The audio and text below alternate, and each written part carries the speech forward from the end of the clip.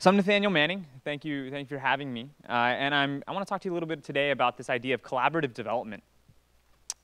I am lucky enough to work for one of the coolest companies out there, Ushahidi, which is a Kenyan tech company that's really been a huge part of pushing the innovation ecosystem in East Africa, helping to start the iHub and Pivot East, and so now that even like The Economist is calling it the Silicon Savannah. And I think it's pretty awesome that I get to be a white American male working in Silicon Valley for a Kenyan tech company. I mean, that really couldn't have happened 2 to 3 years ago, and that's pretty incredible.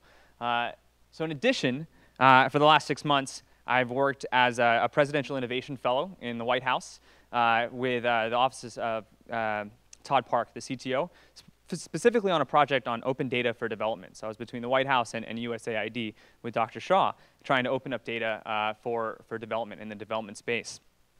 And it's the merger of these two experiences that sort of brought along this idea of this theme of collaborative development that I think is happening right now because the tech sector is really pushing it along.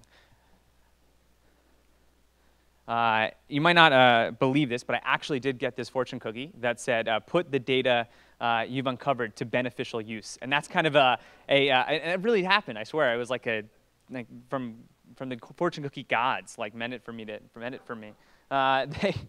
This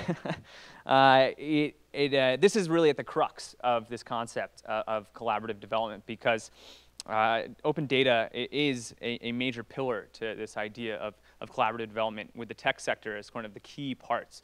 And I think that sharing data is really about empathy in practice. So traditionally, the development sector, right, has shared financial capital shared financial capital and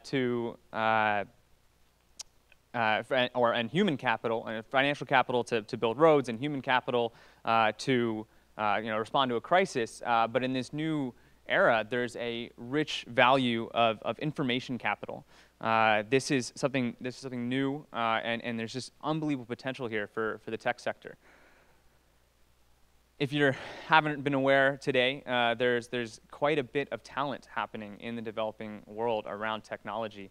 The iHub has over 10,000 members. Over 150 companies have been incubated and are working there, creating over 650 jobs, I mean, in the span of 3 years. So the tech sector is really driving these economic indicators that the development industry has been pushing for. And what's incredible about this tech sector, right? If you know the lean startup concept, right? It's that the customer base is always right. That's what you need. It's about building for your user. And one of the reasons why Ushahidi worked so well is because the founders, they were Kenyan. They knew that you needed a SMS, Twitter mashup data collection service for mapping violence. If we were trying to build a similar type of system from Silicon Valley, the problem statement you would start with is you can't find parking.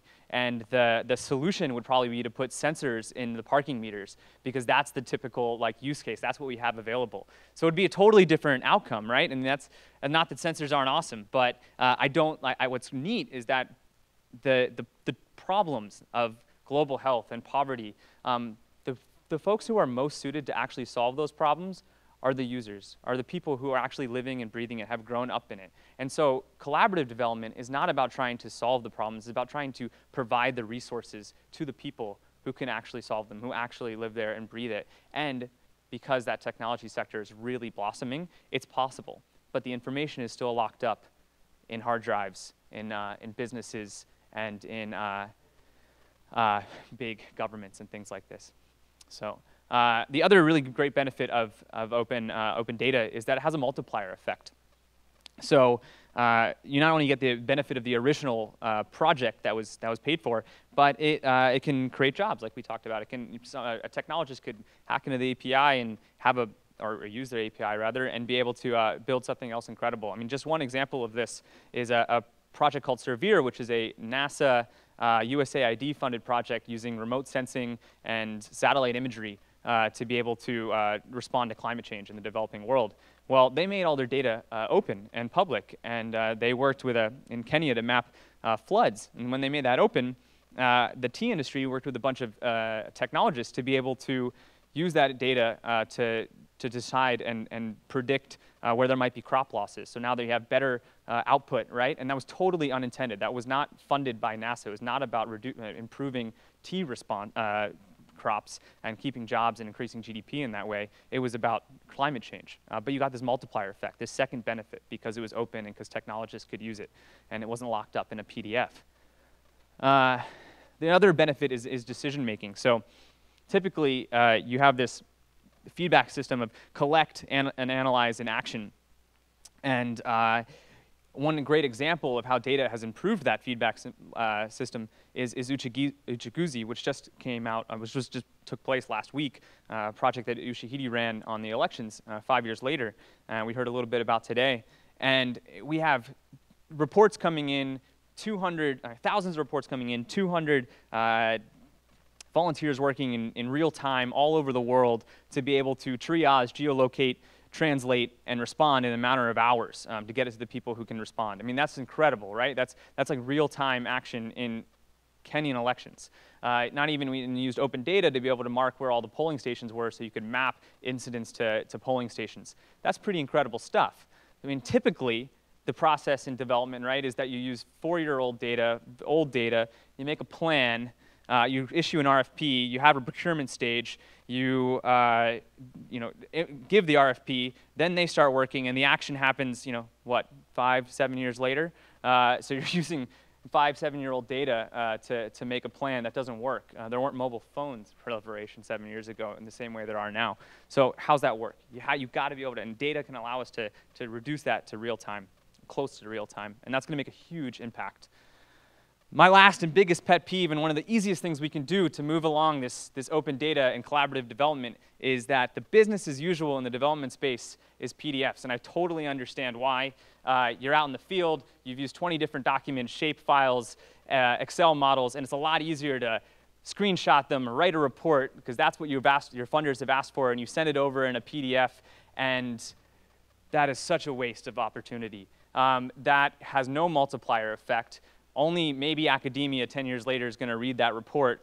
And what if that was open and it had an API built off of it, and someone could really do something incredible with it, with that data? I mean, honestly, with the scale of it, it's kind of like funding James Cameron to make Avatar and then watching it in a black and white flip book. It's a waste. So we need to get better systems to be able to open up this data. So to close up, our in the development space, we work working on trying to solve some of the hardest problems: poverty, climate change, global health, and we do that in some of the hardest and least digital places. We work where there are no lights. So is data for development an oxymoron? I don't think so. I think the time is now. The tools are readily available, and the talent is truly global in the way that it has never been before. So I think we're at a really interesting space where we're seeing the next phase of development, moving into more collaborative development, where data can help us, and technology, in the technology sphere and industry, can help us move into a more collaborative approach to development. So thank you very much, and appreciate it.